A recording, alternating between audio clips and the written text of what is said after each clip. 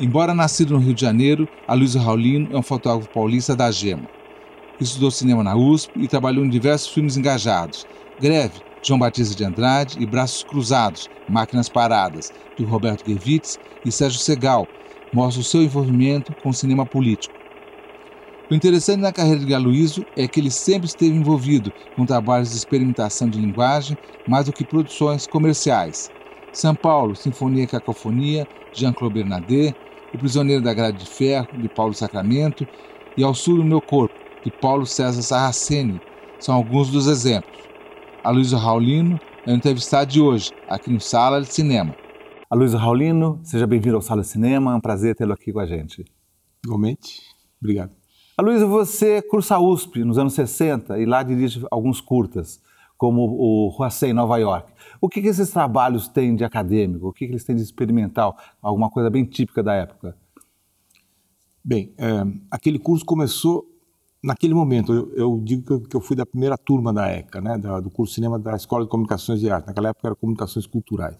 O curso, na época, não tinha, assim, programadamente, nem tinha, inclusive, recursos financeiros para isso. Os alunos fazerem filmes um atrás do outro.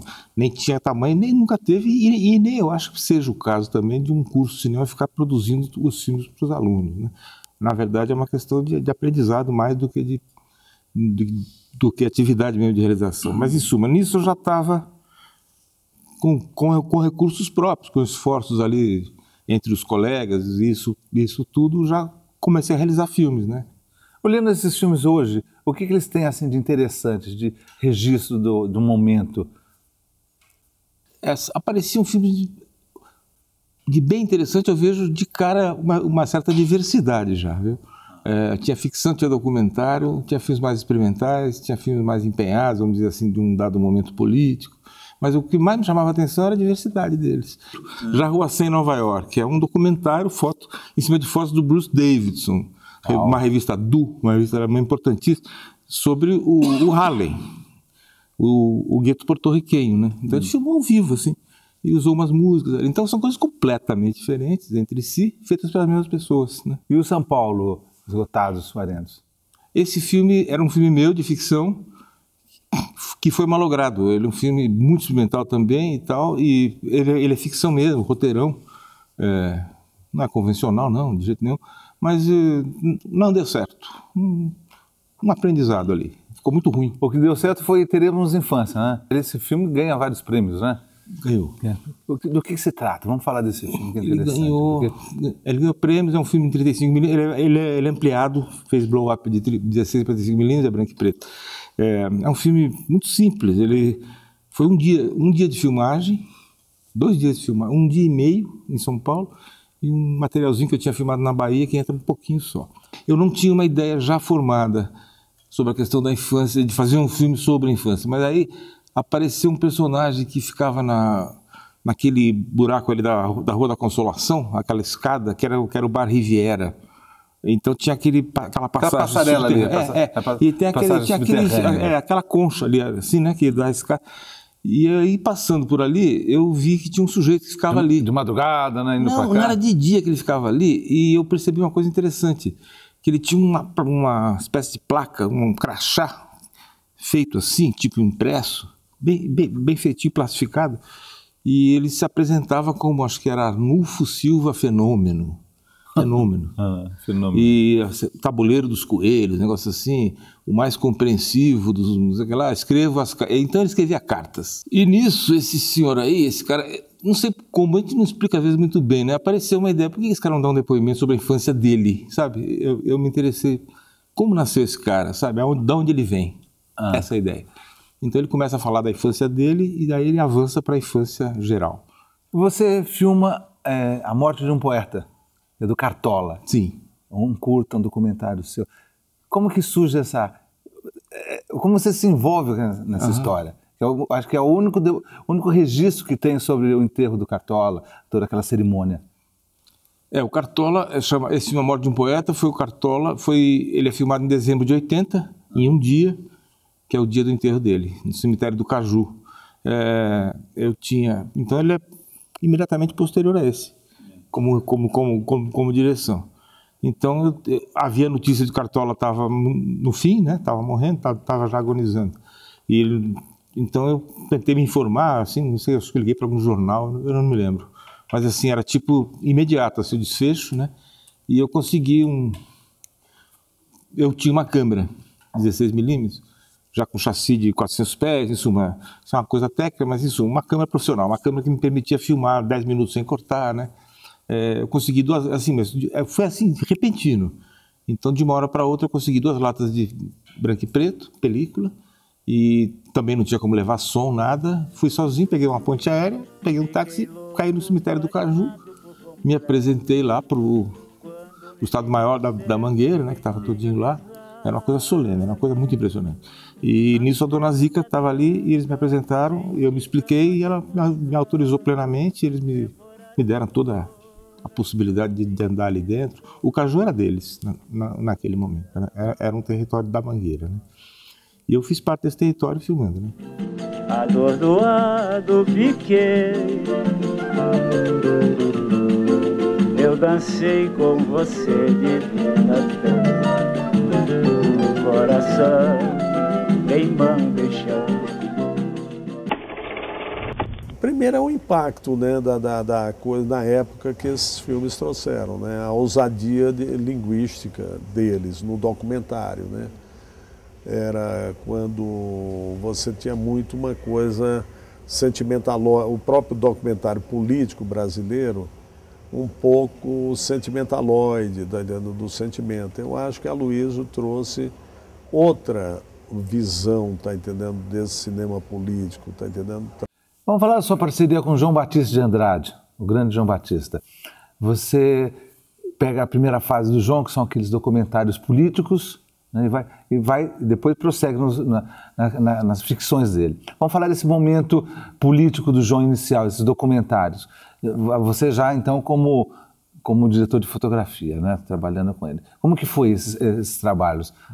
Bom, o João Batista foi uma pessoa que participou também da ECA, pelo Rudá de Andrade, sempre o Rudá de Andrade, né, o grande provedor, o grande generoso, que botava as coisas para andar mesmo, nunca fez para ele, né, nunca conheceu cansaço nenhum, um homem maravilhoso nesse sentido. Rudá era o coordenador do curso de cinema, ele fundou e dirigia o curso de cinema. Então, além de Paulo Emílio e Roberto Santos, um pouco depois entrou o João Batista, que dava aula para nós de direção, né? Ali nos conhecemos, eu já sabia da obra do Batista, ele já tinha feito filmes antes da existência da ECA, ele já estava lá. Ele fazia parte do movimento, ele é mais velho, mas não é tão mais velho, né? Tinha uma coisa geracional, mas na época era mais que hoje esse tipo de coisa. Mas resumindo, o Batista estava ali dentro e nos conheceu, e já em 1970, o João Batista fez um filme interessante sobre a Vera Cruz. Ele fez dois longas naquela época, com material de arquivo e algumas coisas filmadas, era em 35. Um deles, o primeiro, eu fotografei essas partes filmadas novas, 35. Um chamava Esperança Eterna e o outro, eu esqueci agora o título. O outro foi feito pelo Jorge Bodansky, a fotografia, que foi o segundo. Então foi o meu primeiro contato já como trabalho profissional. Eu ainda era o último ano da ECA, mas já trabalhava profissionalmente. Virgulino era mesmo ridículo. Tinha fama de herói, mas era um palhaço. Perdeu o emprego e é expulso pelos próprios companheiros. E acaba ainda recebendo uma chuva de cuspes na cara.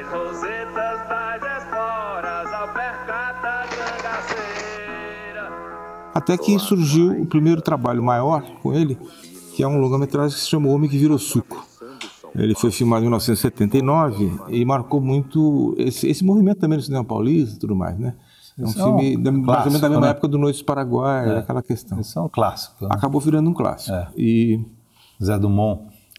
Esse filme, então, eu estava com o Batista e ele escolheu um procedimento que eu achei muito interessante. Por exemplo, Cristais de Sangue, é filmado em 35, ele é mais adensado no cinema um pouco mais pesado. O Batista filmou tudo em 16mm, né, filmou com uma agilidade, ele é muito ágil, né, é impressionante a vitalidade dele, o vitalismo dele assim, na hora de filmar, é um negócio que chama atenção. né? E então a gente filmou em 4 semanas, filmamos muito, ele optou por investir muito, em ter muito material, e improvisos até, planos longos, sabe? Tudo câmera na mão. Acho que eu fiz um plano no tripé naquele filme. E tudo na mão, né? Todo. Todo. Se eu bem me lembro, tem um plano no fim, que é tripé, que é quando ele está maluco, ali, esfaqueando o ar, ali, o personagem. Resumindo, é todinho assim. Então era um tour de force. Eu me lembro que o Batista, e naquela época não tinha como ver, não tinha como revisar, não era vídeo, nem tinha o vídeo assist das câmeras de cinema mais sofisticadas de hoje e tal, não tem pra cá. Então era o seguinte... Filmava e rezava, não, né? Porque o Batista, ele imprimiu esse estilo, essa maneira, essa dramaturgia, essa expressão aí pela câmera. Ele tinha confiar, uma relação de confiança espantosa, que se dá muito no documentário, mas ali era diferente, tinha uma transcendência ali expressiva da linguagem cinematográfica, né? do modus faciendi ali, que era pesado o negócio. Ele tinha confiança total, porque eu estava com ele aqui e eu que estava vendo. É claro que ele às vezes pegava pelo cinto, puxava e não pode falar, porque era só direto total, né? Não pode ficar dando dica nenhuma. Então havia, um consenso do que ia ser a cena, é evidente, uma preparação e pauleira. Tinha plano e ficava o rolo inteiro. Ô Luiz, um versinho pra você. Nas asas do pensamento voarei por muitos ares. Cantarei como os passarinhos sobrevoando os pomares. Serei um vate das letras cantando em muitos lugares. O que modifica, trabalhando com o João Batista, filmar documentários e ficção? Bem, então eu vou exemplificar só o único caso que eu tive de trabalho ficcional com o Batista, que é o Homem que Virou Suco. Porque na trajetória do Batista, ele produziu e dirigiu, ele a Sussu Hernandes, né, a Raiz, filmes já de maior orçamento e tal, e aí eu não era o fotógrafo, eu estava já com os meus trabalhos, isso em suma. Esses filmes de maior orçamento eu não fotografei. Então, eu acho que marca bem para o Batista a distinção, como eu disse, não é um documentário, mas tem uma herança grande trazida da nossa experiência, eu acho, dele, claro, mas comigo junto como câmera, eu digo, né? Principalmente câmera, né? A questão da agilidade e a questão do plano, da montagem interna do plano, toda uma série de questões que o Batista sempre elaborou, né? E eu vejo, na hora de filmar não era tão diferente, só era diferente pelo tamanho de equipe, evidente que tinha atores, tinha todo um procedimento, um aparato, digamos, de produção diferente, mas não era um aparato, porque ele não quis. Nisso ele foi, eu acho, muito inteligente, porque ele investiu muito nessa nossa prospecção aí, nessa nossa viagem, assim, muito filme, né, muito negativo, filmar em 16mm, não cortar toda hora, não ficar decupando. Isso aí eu acho que é o núcleo residente, assim, da expressão dele nesse filme. Né? É comida pra gente, porra! Barata na comida!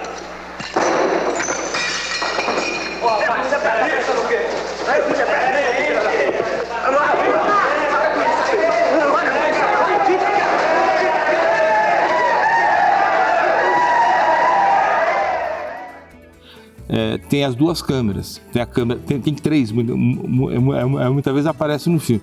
Tem o preso, tem o Paulo, tem eu e tem o Paulo com uma terceira câmera cobrindo tudo também.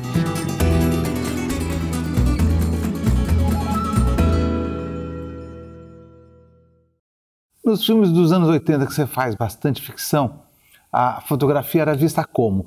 Vamos falar, por exemplo, do Ao Sul do Meu Corpo, do Sarraceni, Paulo César Sarraceni. Qual que era a encomenda? Era uma coisa mais tênue, né? Não era uma coisa tão marcada, né? O Ao Sul do Meu Corpo, eu na verdade fotografei pouco nele. Eu sou fotografia adicional. Fiz 2 ou 3 sequências do filme. Então havia um procedimento que era já do Paulo César com o fotógrafo, que era o Marco Bottino, Sabonete, que faleceu. Em suma, e o Marco tinha um prazo ali, ele tinha um trabalho enorme. Resumindo, eu complementei algumas filmagens com o Paulo César de comum acordo com o Marco Sabonete, né? E já havia coisas feitas, então, eu acho que até vi na Moviola, então já havia um procedimento que era pouca luz, sim, era um procedimento que buscava agilidade, né? Buscava agilidade também. Nós podemos adotar um filho?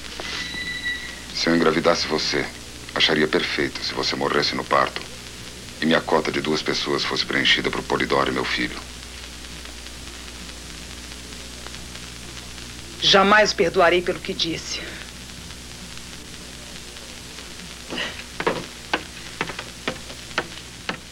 O que muda, por exemplo, uma fotografia como O Sul do Meu Corpo e Os Residentes, do Thiago Mata Machado? Claro, tem algumas décadas aí, 2, 3 décadas de diferença, e tem equipamentos, mas falando, o olhar sobre a ficção, cotejando dois diretores interessantes, importantes, né? Embora o Thiago seja super novo, mas já é um diretor de talento. Sim. O que muda a encomenda? A diferença que eu vejo, assim, o Thiago, então, está no mundo do digital, esse filme é contemporâneo, né? Ele ficou pronto ano passado, e a experimentação da imagem em consonância com a experimentação cênica, performática até muitas vezes, dos atores, né? Então ele não é um filme psicológico, ele é um filme muitas vezes performático. O que isso quer dizer? Que, dadas as coordenadas para os atores, dados os fatos que ele quer que os atores denunciem, etc., a gente chegou a limites de experimentação fortíssimos, como também no filme Fobia, quando as fobias vão se manifestando, também a ideia de não cortar. Nesse caso do Thiago foi mais longe, porque a gente tinha uma câmera que permitia entrar 4 cartões, uma câmera Panasonic. Com esses 4 cartões de memória grande, porque não se filma mais com fita, essa é uma explicação técnica. O que quer dizer 4 cartões? Que uma fita tem uma duração finita, X. Os cartões, eles vão sendo usados, eles é que imprimem a imagem, e você pode trocar esses caras, quer dizer, esgotados esses 4, você já pode botar um de novo. Em tese, você pode ficar o dia inteiro filmando sem cortar, né? E ele chegou a fazer planos de 1h20, 1h30. Nossa, isso é muita coisa. Eu me lembro que teve uma travessia de um pontilhão gigante em Belo Horizonte, o casal fazendo uma espécie de briga e reconciliação, uma tensão estrutural do casal linda, sem palavras, só na performance física. Sabe assim, um ultrapassa o outro, um empurra o outro se encontra, se desencontra, se beijam, ela se afasta e volta. E nisso ficou um plano de câmera na mão, e era um pontilhão gigante. A gente fez toda a ida e toda a volta, dá quase 2 quilômetros, é um negócio enorme, porque teve idas e vindas, entendeu? E esse plano durou 1h30. Tava indo no médico. Eu, de bicicleta, indo no médico, minha boca. As pessoas me olhando, eu olhando as pessoas, olhando todas as pessoas. A única maneira de fazer alguém se aproximar de mim agora. E eu tava com essa fixação com a minha boca, histérica com a minha boca. Tava meio louca. Precisava fazer alguma coisa. Quando você faz Filmofobia, do Kiko Goifman, que é um filme quase um blefe. Você viu? Sim, gosto muito. Muito bom, né? Muito bom. Ele é um filme quase blefe, né? Porque ele não é ficção, não é documentário, mas ao mesmo tempo ele é ficção que se diz documentário e vice-versa, né? E dentro da ideia de um metafilme. Como que fica você fazer um filme onde a coisa não é precisa, ou seja, não é cão, não é gato, né? Não é homem, não é lobisomem. Como que fica a fotografia? A fotografia geralmente lida com vamos dizer, no caso, o real, né? É uma real ficção, é a real realidade. Tá. Ela não pode mentir, muitas vezes, né? Esse filme é muito peculiar, porque é um roteiro, né, do Ito Lacerda. Então o que acontece? O Jean-Claude seria um documentarista que está fazendo um filme sobre as fobias. Que se revela esse filme, sim, um blefe. Porque existem fóbicos e não fóbicos. O Kiko acaba descobrindo que o Jean-Claude está fabricando fobias usando atores também. E o filme fez isso também. Então, qual era o procedimento? Não corta. Chega ao limite, fóbicos ou não fóbicos. Não fóbicos corta quando o Kiko manda cortar, porque ele está encenando. Mas, em geral, a gente gravava uma média de 30 a 35 minutos, cada experimento desse.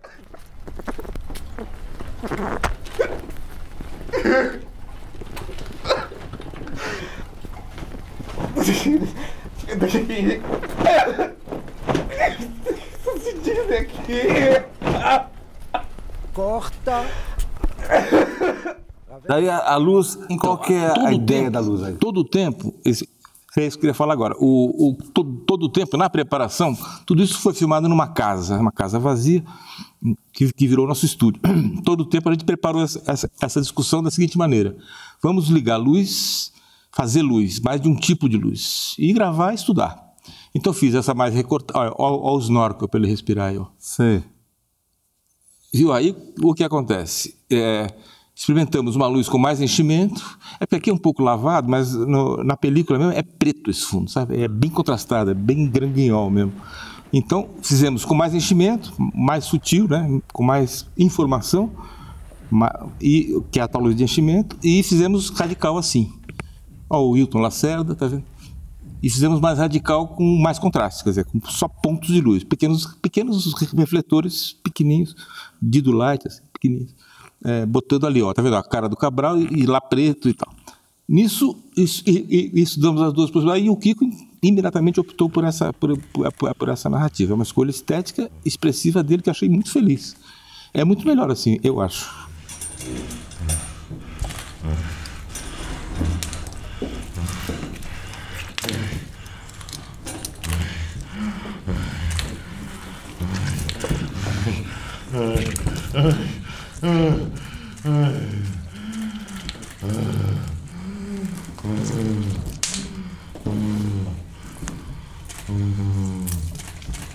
Você está em outro filme importante, que é O Prisioneiro da Grade de Ferro, do Paulo Sacramento, que se passa dentro da prisão. E agora tem um processo interessante de trabalho aí, vamos falar dele. Principalmente quando a câmera vai para a mão das oficinas, né? São criar aquelas oficinas com os prisioneiros. Vamos falar esse é um longa-metragem. Do uso desse material, inclusive, né? O Prisioneiro da Grade de Ferro é um documentário de longa-metragem, de 2004, ficou pronto, eu acho. E esse filme, então, ele tem uma peculiaridade importante que eu acho que é a ideia central do diretor, Paulo Sacramento, que é o que move o filme todo, que foi a gente ir ao Carandiru e se embrenhar mesmo ali dentro e mostrar o Carandiru não só pela nossa visão, mas pela visão dos presos. Então o subtítulo do filme é O Prisioneiro da Grade de Ferro, Autorretratos. Ficamos lá dentro 7 meses, todos os dias quase. Desses 7 meses, a opção do Paulo foi a seguinte: no primeiro mês nós demos um curso, abrimos inscrições e demos um curso de linguagem do documentário e de técnica, né? Abrimos inscrições para os prisioneiros e para os agentes penitenciários. E aí esses prisioneiros, quase todos eles, elegiam seus temas, né? Elencavam ali dentro o que queriam mostrar. Pelas razões internas... Cada qual teve a sua liberdade de propor. Claro, pelas razões internas óbvias, eles não tinham muito como fazer ficção, né? Tem um deles que inventou uma evangelização, que era o pastor Adeir, que é um personagem forte, é um líder. É verdade. O pastor Adeir tem um culto que ele chora, depois ele dá um depoimento grande sobre o PCC, não sei o quê. Mas quando eu conheci no ano de 88 o partido, eu como pastor, eu comecei a observar o meio deles trabalhar. E vi que a cadeia mudou. O xadrez que você tinha que comprar, hoje em dia você não compra mais. Estupro não existe mais na cadeia. Aquelas mortes banais não existe mais. Então, observa-se que houve uma mudança. A temática era livre, cada um dava a sua temática? E daí você apenas orientava tecnicamente? O Paulo. Não, sim. Era uma complementação para o caso, para a situação específica do que eles já tinham tido também no curso, né? Então eram toques, como apareceu ali um pouco, um toque ou outro, mas já estava na mão deles. E muita vez tem as duas câmeras, tem a câmera, tem 3, muitas vezes aparece no filme. Tem o preso, tem o Paulo, tem eu e tem o Paulo com uma terceira câmera cobrindo tudo também. Então, o que é interessante desse filme, eu acho que foi a grande experiência que para mim ficou dele, é que, sem frescura, eu digo, eu não sei mais, muitas vezes, que plano era meu e que plano era desse ou daquele preso. Muitas vezes eu já, sabe, então aí, esse aqui eu não sei. Mas esse é um plano mais simples, tem planos mais complexos que eu não sei. Entendeu? Não sei. Foi o cara, foi porque houve uma total integração da situação. Como harmonizar tantos autores dentro de um filme? Porque chama autorretratos, né? E porque é um caleidoscópio. Porque aquilo lá, esses 7.000 e tantos indivíduos ali, e toda aquela situação topográfica, humana, o que for, policial, é um caleidoscópio gigantesco, né? Você encontra todo tipo de gente. Entre esses 30 presos, tinha diferenças humanas absurdas. Podiam estar na mesma cela, são pessoas completamente diferentes. Então essa questão do caleidoscópio já estava presente, né? Agora eu vou te falar, irmão. O que reina aqui dentro é a lei do cão, tem que ficar ligeiro para não se perder no meio da malandragem e depois se foder, pois sua vida não vale nada para ninguém. Pode sumir do mapa e ir para o além. Carandiru, casa do diabo velho. Você começa de um jeito, você se dedica a isso, você caracteriza uma presença sua de um jeito, é difícil você depois sair escolhendo.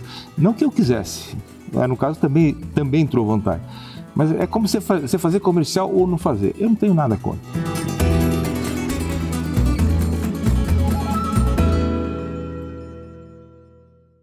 É por isso que eu acho que a Luiz é um fotógrafo que cada vez mais está sendo solicitado pelos jovens e tal, porque se sentem muito bem com o tipo de trabalho e a compreensão dele para o tamanho da produção que se faz, né? Então ele não procura impor, tá entendendo, uma coisa muito maior do que o filme pode absorver, tá entendendo?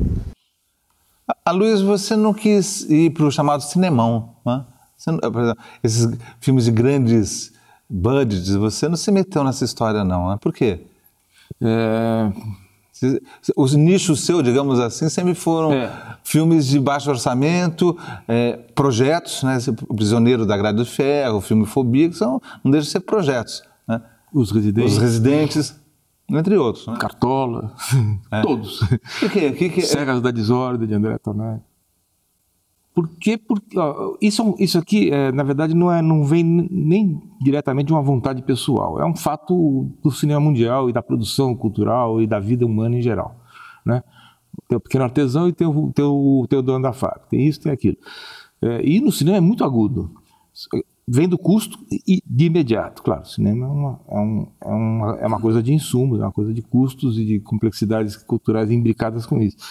E você começa de um jeito, você se dedica a isso, você caracteriza uma presença sua de um jeito, é difícil você depois sair escolhendo. Não que eu quisesse, no caso também entrou vontade, mas é como você fazer comercial ou não fazer. Eu não tenho nada contra, tem grandes amigos que fazem comercial a vida inteira, mas você ficar com um pé aqui, outro lá, não existe. Ou tá ou não tá. Entendeu? Então o cinema de grande orçamento também tem essa característica, né? Então você fica com uma destinação, né? Por exemplo, o jogador de futebol, sei lá, o cara é goleiro, pô, né? Outro é centroavante, marca 10 gols. São coisas diferentes, né? São ações diferentes. Então a coisa vem quase que naturalmente quando você começou assim, né? Então tem pessoas muito jovens, inclusive ex-alunos meus, quando eu dei aula também um período lá na USP, eu dei 5 anos de aula de fotografia, que nitidamente já começaram a ser estagiário em comercial e cinemas de... Sabe, é uma tendência, é uma vocação, é uma escolha, sim. Mas aí também fica mais por ali, né? Muito difícil migrar, entendeu? Ser anfíbio, difícil. É uma característica da profissão e quase todas, eu acho, né? Qualquer mundo profissional, ser jornalista, você sabe disso, né? Trabalhar na grande imprensa, trabalhar como empreendedor, de outras alternativas. Esses próprios anos 70 eu tinha convívio, até contigo e tudo mais, esse convívio que eu tinha muito fortemente com essa outra imprensa, né? Esse outro pessoal, né? Então há uma afinidade, a interface para tudo isso, né? Então esse é o fato.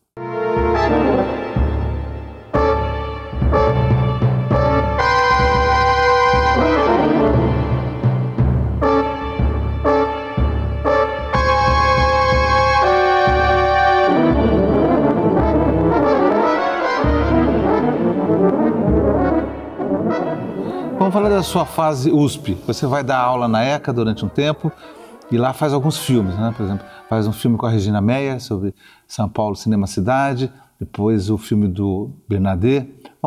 Como você faz esse primeiro filme, São Paulo, Cinema Cidade? Eu vou dar só um pequeno apanhado da presença lá na USP, então eu dava aula de fotografia, né?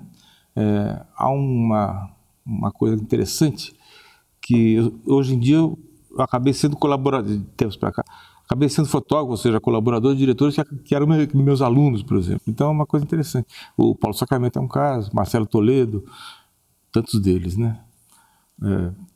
Vários. Isso é muito legal.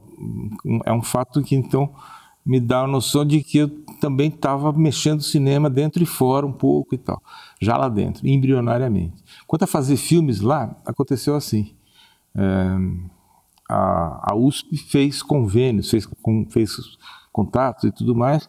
O Jean-Claude Bernardet propôs a FAPESP, um grande projeto, longo projeto, que durou quase 3 anos, de pesquisa e realização de 2 filmes. O projeto chamava São Paulo no Cinema, Duas Visões. Um projeto muito caro, porque implicava em recapitular, reproduzir, né, contratipar, ou seja, copiar muitos filmes em 35mm, que é o formato profissional película, né? Isso é muito caro, então o projeto era caro. E a FAPESP aceitou o projeto, aprovou, então ficou incumbido o Jean-Claude de fazer a coordenação geral desse projeto, que gerou 2 filmes, São Paulo Cinema, São Paulo Sinfonia e Cacofonia, dirigido pelo Jean-Claude, e São Paulo Cinema Cidade, que foi realizado, dirigido por mim, Regina Meire e Marta Dora Grosstein, 2 arquitetas da FAO, que fizeram então essa interface da questão urbana, da questão cinema e cidade. Então chama São Paulo Cinema Cidade, tudo junto, né? Licença. O que há? Eu sou da luz. Ah, é parente da cegonha. Eu vim cortar a luz. Por quê? Por falta de pagamento. Ligue Luz, Eliana, boa tarde. Bom, a gente já paguemos. Quer ver? Alô? Ô, Melinha! Pois não. Ah, tá aí. O nossa amizade veio podar a luz. Você não pagou a conta? Parece que Cadê a conta? E também houve com a prefeitura o negócio do Centro de Pesquisa IDARTE, é uma sigla, que tem então várias disciplinas de pesquisa, várias disciplinas, vários temas. Então eu fiz um média-metragem de 50 minutos, esse eu fui o diretor e pesquisador, tinha uma pesquisadora, esqueci o nome dela, em suma, do IDARTE, a moça incumbida da questão da dança, da disciplina da dança. Aí fizemos um média-metragem que se chama... Cássia, desculpe. Cássia. Fizemos um média-metragem de 50 minutos chamado Como Dança São Paulo. 14 salões de baile com todos os gêneros da dança, né? Filmando salões de baile? 14 eles populares, todos? Esses 14 são a amostragem precisa, porque era uma Cássia Navas, pesquisadora meticulosa, estudiosa de dança. São a amostragem, esses 14, eles demonstram o que se dançava em São Paulo naquele momento. Gafieira, rock, sabe, todos os itens, entendeu? Aquelas danceterias enormes, aeroanta também, todos eles, né? Antigo Som de Cristal, então tem pérolas ali, porque são relíquias já, porque não existem mais, né? Então, aeroanta, Som de Cristal já acabaram. Então tem um aspecto aí quase etnográfico, mas quase que o Jean-Claude chamou esse filme de antropologia do imediato. Eu acho uma boa expressão, essa expressão é dele. Então esse foi um trabalho também de dentro da USP, mas não diretamente pedagógico.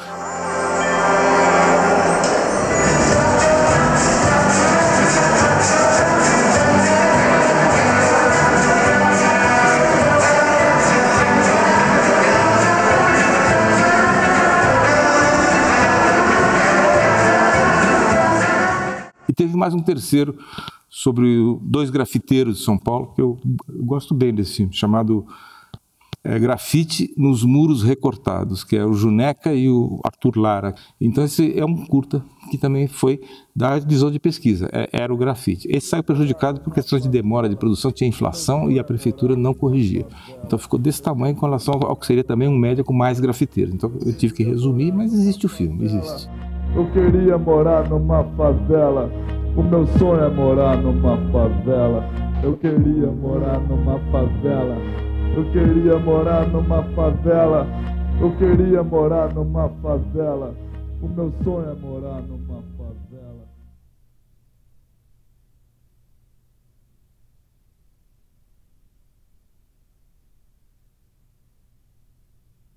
Como é fazer a fotografia de um filme como o São Paulo, Sinfonia e Cacofonia, já que é um filme feito de outros filmes? Pois é, o São Paulo Sinfonia, o do Jean-Claude, então, esse título, São Paulo Sinfonia e Cacofonia, é o filme do Jean-Claude Bernardet, desses dois que eu falei que foram feitos. Então, é uma compatibilização entre mais de 100 filmes diferentes com 100 fotógrafos diferentes. Às vezes acumula, mas é um pequeno quebra-cabeça, porque eu não tinha finalização digital, que facilita muitas coisas. É tudo físico, óptico físico. Sei. Marcação de luz é na gelatininha e na lupa. Entendeu? Tá. É o velho estilo mesmo, né? Então é muito interessante. Para mim é uma festa, né? Porque eu já estava entrando meio no digital, mas caiu uma relíquia viva, pronta no colo, né?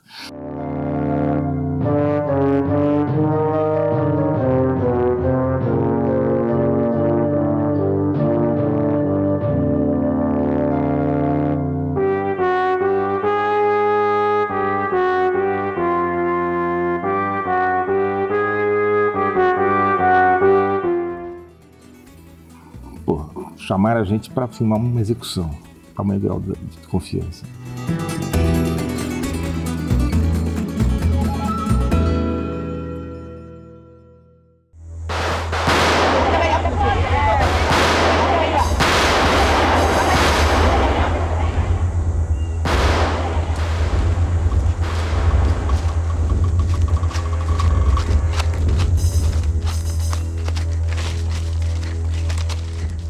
Serras da Desordem, do Andrea Tonati. Vamos qualificá-la também como uma outra obra-projeto, né, que você trabalha. Tonati é um grande cineasta, né, brasileiro, paulista. Como que foi trabalhar com ele? Porque é um misto de ficção, né, tem uma coisa que quase se aproxima do documentário, em alguns momentos. Bom, esse foi um momento que eu achei muito forte do convívio, né, da realização com as imagens, né? Foi um momento bastante denso, assim, de grande exigência, empenho mesmo nosso, pelas condições de trabalho, é claro, e pela mistura, não de gênero. O Andrea Tonati, ele não vê muito nesse filme, e eu também concordo.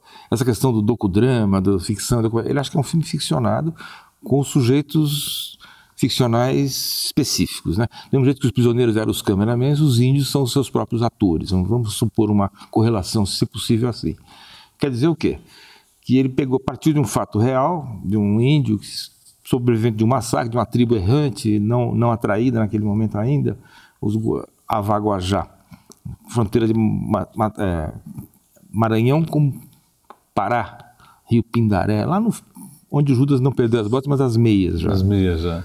Mas, em suma, é um lugar muito isolado, na época muito mais ainda, né? E de conflito permanente, fundiário, aquela questão toda, né? Madeireiros, extratores, etc. E conflito indígena. Esses índios nem sequer eram demarcados terra nenhuma, eles eram nômades, caçadores-coletores, viviam como há milênios.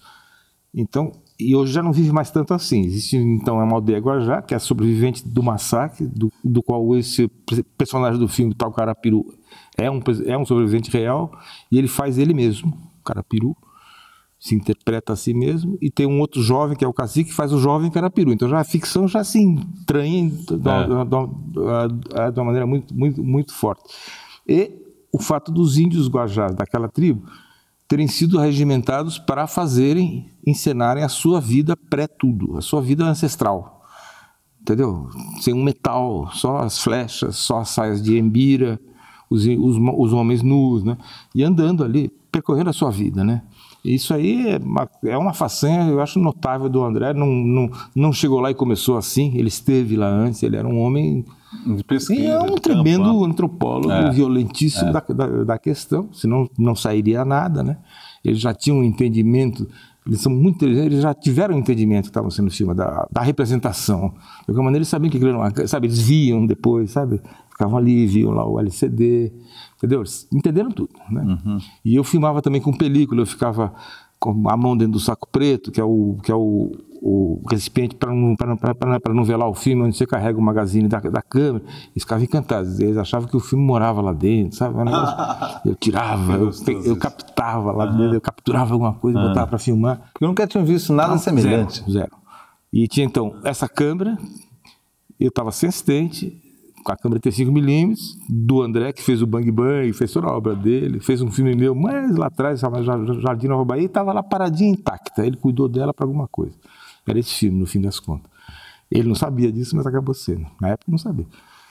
E, então eu tinha essa câmera, e tinha outro fotógrafo, que era o Fernando Costa. Então nós tínhamos 2 câmeras digitais pequenas, também com mini DV, e essa 35 que eu então filmava em colorido e em branco e preto, sem assistente, era um quebra-cabeça. Bobeou, você errar uma etiqueta, o cara revela o branco e preto em colorido. Esqueceu de trocar um filtro, já era. E tudo com filtragens, né? com elaborações fotográficas. Então foi muito louco, foi um trabalhão. E o André sempre do meu lado, cuidando junto, ajudando sempre, tudo isso, mas foi muito impressionante esse experimento que a gente fez aí forte, né?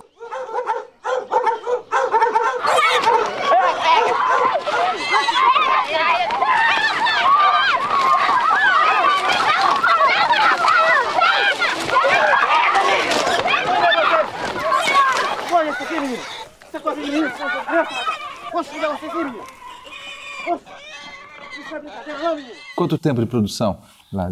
Esse filme inteiro foram anos, mas eu digo, essa parte que a gente filmou na selva mesmo, foi algo como um mês e pouco, no mínimo um mês, sim. Ficamos lá no posto da FUNAI, com o acampamento nosso que foi feito, né? E a aldeia era bem perto. Então, e esse filme, eu acho que o grande entregamento dele, que eu acho mais bonito, é você dá uma feição contemporânea a uma ancestralidade, misturando com um conflito e com uma questão política e uma estética de cinema grandiosa, né? Então é obra de um artista mesmo, né? Esse filme é o filme que eu mais me orgulho, acho, de ter feito na vida. Ele já estava tão acostumado que ele não queria mais ir embora, não. Interessante que um dia botaram ele lá no carro e eu disse assim, tchau, Avá, porque eu chamava ele Avá, sabe? Eu disse, tchau, Avá. Quando ele tchau, ele olha e pulou do carro para fora. Acho que ficou pensando de ir embora. Aí ele saiu do carro, foi logo. Aí não quis entrar mais de jeito nenhum. E a participação do elenco indígena foi total? A aderência ao projeto foi tranquila? Porque havia um intérprete, né? Um guajá que já era funcionário da FUNAI, que sabia português e era da origem, né? Esse cara foi assistente de direção, ele assina assistência de direção, ele era o nosso grande intermediário, né? O nosso grande mediador, e ele que explicava as coisas, explicava literalmente, vocês vão andar para cá, para lá, não sei o que lá, não sei o que. Entendeu? Ele dirigia os índios em Guajá, né? O André passava para ele passava para os índios, aí se eles faziam diferente, o André explicava de novo, mas também não tinha muita chance de ficar repetindo muita coisa não, viu? Era muito pouco, película. E nessas condições, né, sem assistente, com branco e preto e colorido misturado, entendeu? Então foi uma coisa concisa que não podia errar, não. E tinha uma coisa que eu acho deliciosa, que eu sempre relato, é que os índios, né? Então tinha que ter aquele passo deles na selva e tal. Só que eles queriam acabar logo para ir deitar, entendeu? Para comer e dormir. Tirar uma soneca. Calor, desgraçado. E eles trabalhando. Daí, o que eles faziam? Saíam correndo para acabar logo, entendeu? E não era esse o ritmo, a ancestralidade. E o André ficava louco. Aí a palavra para eles andarem devagar era ameri, né? Aí ele falava pro cara, manda andar devagar. E o cara, ameri. Aí o Guajá, ameri, daí, corrida do mesmo jeito. Aí o André aprendeu que era ameri, e ele tem 2 metros, era um pajé branco, né? Aquele cabelão branco, enorme, né? Tinha uma imponência na parada. Aí quando continuava com a gente começou a perder uns takes, a gente não podia, eles tinham que andar devagar. O que fazer? Ele berrava, Ameri, porra, Ameri! Devagarzinho. Era genial, porque eles atores. Ameri, porra, Ameri, porra! Aí eles, na boa. Então foi muito legal, entendeu? Isso é uma delícia, né? Carolzinha. Tia.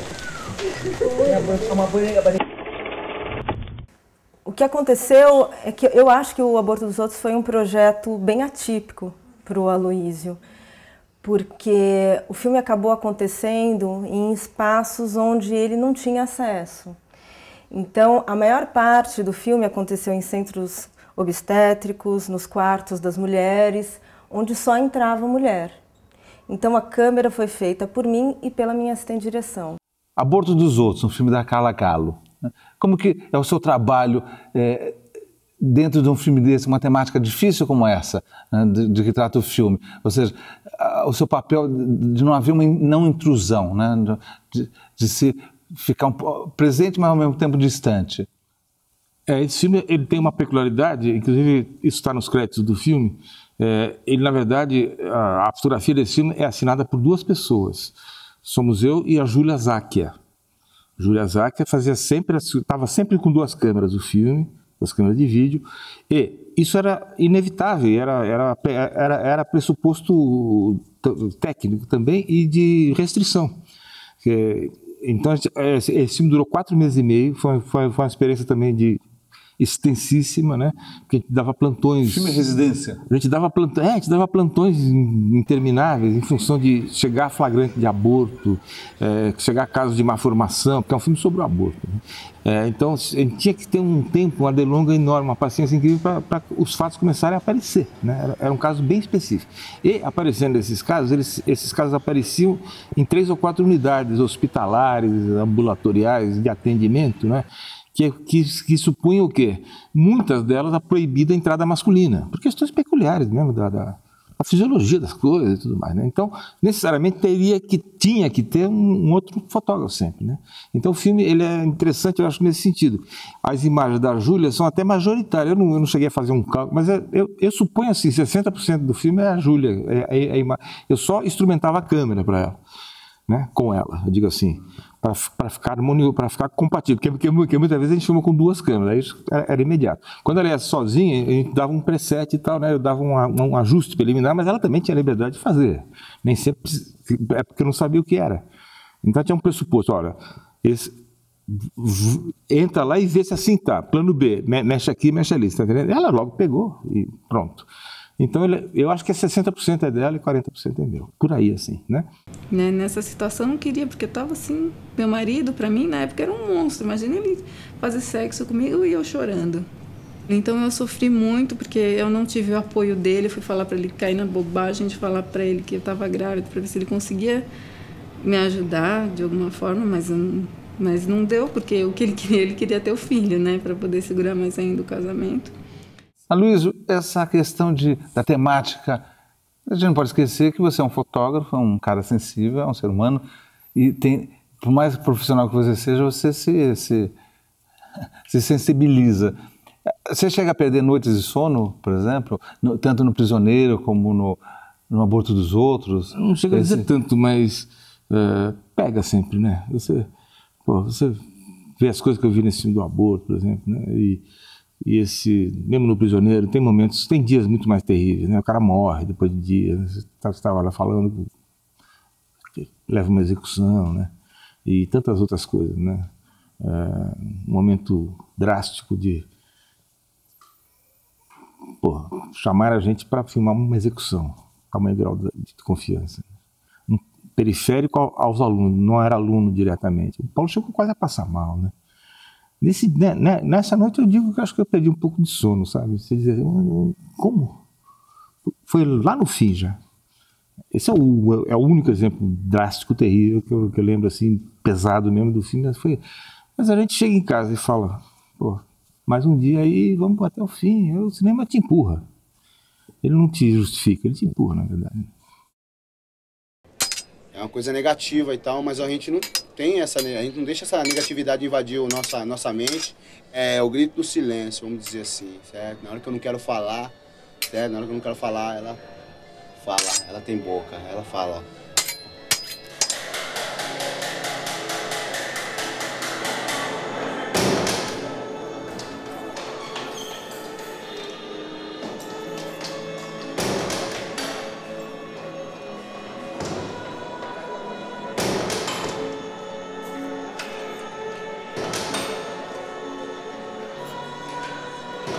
Aloysio Raulino, obrigado pela sua entrevista aqui no Sala de Cinema, foi um grande prazer. Igualmente. Obrigadão, querido. Até o próximo Sala de Cinema com outras histórias e personagens do cinema brasileiro. Até lá.